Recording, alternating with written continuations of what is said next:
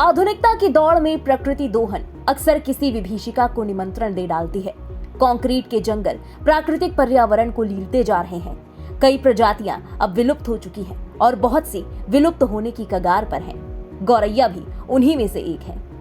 Mobile का युग आने से कोई 30 साल पहले तक शहर के घर घर में लोगों की सुबह गौरैया की चहचहाहट की मीठी मीठी आवाज के साथ खुशनुमा हो जाया करती थी। आज हालात बदतर है। मोबाइल रेडिएशन और पेड़ों की अंधाधुंध कटाई के कारण गौरैया हमसे रूठ गई है। घर आंगन में खुद अपने आप आने वाली गौरैया अब दिखाई तक नहीं देती और इन्हीं गौरैया को बचाने की कवायद में देश में 20 मार्च का दिन गौरैया बचाओ दिवस के रूप में मनाया जाने लगा है। एक वक्त वो भी था जब कानपुर महानगर का परिवेश ग्रामीण अंचल से घिरा हुआ था, पर बढ़ते शहरीकरण के चलते पर्यावरण के नुकसान का अंदाजा किसी ने नहीं लगाया था। वर्तमान में घरेलू चिड़िया गौरैया लगभग लुप्त हो चुकी है और इस बात को सबसे पहले 2014 में एक नवयुवक गौरव वाजपेयी ने महसूस किया था और तभी से गौरव ने गौरैया बचाओ अभियान की शुरुआत कर डाली। गौरैया बचाओ अभियान यानी sweet sparrow come back home अभियान की शुरुआत हम लोगों ने सन 2014 में करी थी और उस अभियान का मकसद ये था कि गौरैया जो छोटी सी चिड़िया है जो हमारे घरों में रहती थी, इसको बचाना है। और उसके ख़त्म होने के विलुप्ति के कई कारण हो रहे थे, जैसे प्रदूषण हो गया, मोबाइल टावर रेडिएशन हो गया, और इनको इनकी जो अनुकूल घर हैं जिस स्थान पर होने चाहिए वो घर नहीं मिल पाते, क्योंकि इनको ग्रामीण परिवेश में रहने की आदत थी। लेकिन आधुनिकीकरण में सारे मकानों के बनावट बदल गई और इनको उन घरों में संरक्षण मिलना बंद हो गया। ये दुनिया की एकमात्र चिड़िया थी जो हमारे साथ हमारे घरों में रहना चाहती थी, इसीलिए इसका नाम हाउस स्पैरो है। और चूँकि इसे घर नहीं मिले, इनको वो मुकवे नहीं मिले, उनको ये झरोखे नहीं मिले, छप्पर में ये अपने घोंसले बना लेती थी, वो सारी व्यवस्थाएं ख़त्म हो गई।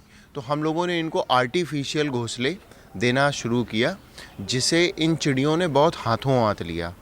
इन घोंसलों का सबसे बड़ा फ़ायदा ये होता है कि ये घोंसले उनके आवास की तरह नहीं, बल्कि उनके एक तरीके से नर्सिंग होम की तरह काम करते हैं, मैटरनिटी सेंटर की तरह काम करते हैं। जब इन चिड़ियों को बच्चे होने वाले होते हैं, ये इन घोंसलों में आ जाती हैं, अंडे देती हैं, बच्चों को बड़ा करती हैं और फिर बच्चों को उससे लेकर के चली जाती हैं।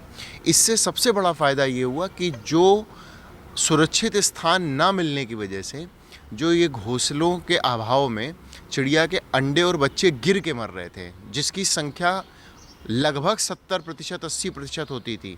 यानी अगर 5 बच्चे पूरे साल में पैदा हुए हैं, जिसमें से 3 से 4 अंडे बच्चे गिर के ख़त्म हो जाते थे, और जो बड़े हुए उनको नेचुरल प्रेडेटर्स जैसे बाज, कौवे या बिल्लियों ने मार दिया।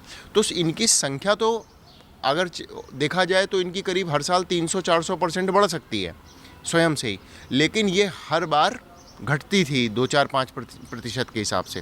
अब जब ये घोंसले इनको मिलने लगे तो इनके पूरे बच्चे बड़े होकर के आसमान में उड़ने लगे, जिससे इनकी संख्या जहाँ पर 1, 2, 3 थी आज से 10 साल पहले, वहाँ पर कहीं पर आपको 100 दिखेगी, कहीं 50 दिखेगी, जहाँ जहाँ घोंसले लगे हैं।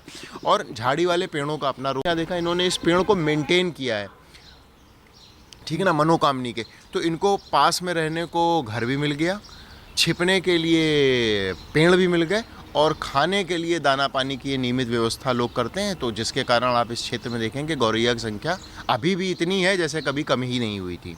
तो हमारे लोगों की सिर्फ ये अपील रहेगी लोगों से कि आप लाखों करोड़ों के घर में रहते हैं, अपने घर में छज्जे के नीचे 2, 4, 5 छोटे छोटे इस तरीके के गौरैया के घोंसले जो होते हैं उनको लगाइए, दाना पानी की व्यवस्था करिए, और अपने आसपास हरियाली को ख़त्म मत होने दें, क्योंकि पंछी को सरवाइव करने के लिए हरियाली चाहिए। बच्चे निकले उड़ के वो सीधे झुरमुट में ही जाएंगे। अगर झुरमुट नहीं मिलेगा, बेरी का पेड़ नहीं मिलेगा, मनोकामनी नहीं मिलेगा, अशोक नहीं मिलेगा, या कोई भी घने पेड़ नहीं मिलेंगे जैसे नींबू हो गया, करंडला हो गया, तो वो फिर सरवाइव नहीं कर पाएंगे, क्योंकि वहाँ पर प्रेडेटर्स उन्हें मार देंगे।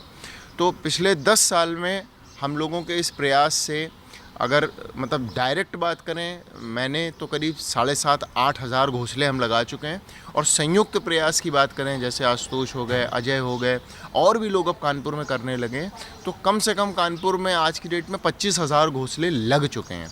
और 25,000 घोंसले का मतलब ये हो गया कि आप कई स्थानों पर जाएंगे जहाँ पर गौरैया लुप्त प्राय हो गई थी, वहाँ पर पुनः जीवंत हो गई है। एक ख्योरा में जगह है, उनके घर में 40 घोंसले लगे हुए हैं, जो कि बहुत बड़ी बात है। घर घर में 40 घोंसले लगे, और उनके यहाँ तो गौरैया ऐसे रहती है जैसे मतलब कभी कहीं गई ही नहीं थी। गौरतलब है कि घरेलू गौरैया एक पक्षी है जो भारत में सामान्य रूप से हर जगह पाई जाती है। शहरी इलाकों में गौरैया की 6 तरह की प्रजातियां पाई जाती हैं। आज ये विश्व में सबसे ज्यादा पाए जाने वाले पक्षियों में से है, लेकिन पिछले कुछ सालों में शहरों में गौरैया की कम होती संख्या पर चिंता जाहिर की जा रही है। मोबाइल टावरों से निकलने वाली तरंगों को भी गौरैया के लिए हानिकारक माना जा रहा है। ये तरंगे चिड़िया की दिशा खोजने वाली प्रणाली को प्रभावित कर रही हैं और इनके प्रजनन पर भी विपरीत असर पड़ रहा है, जिसके परिणाम स्वरूप गौरैया तेजी से विलुप्त हो रही हैं। वहीं ज्यादा तापमान गौरैया सहन नहीं कर सकती। इसी के चलते गौरैया को बचाने की कवायद में दिल्ली सरकार ने गौरैया को राजपक्षी घोषित किया। ऐसे में गौरव वाजपेयी जैसे कई लोगों के सतत प्रयासों से शहरों के आंगनों में गौरैया की वापस चहचहाहट लाने की कोशिश वाकई काबिले तारीफ है।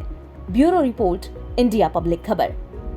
फिलहाल इस खबर में बस इतना ही। देश और दुनिया की बाकी खबरों के लिए सब्सक्राइब करें इंडिया पब्लिक खबर के YouTube चैनल को और बेल आइकन दबाना बिल्कुल ना भूलें।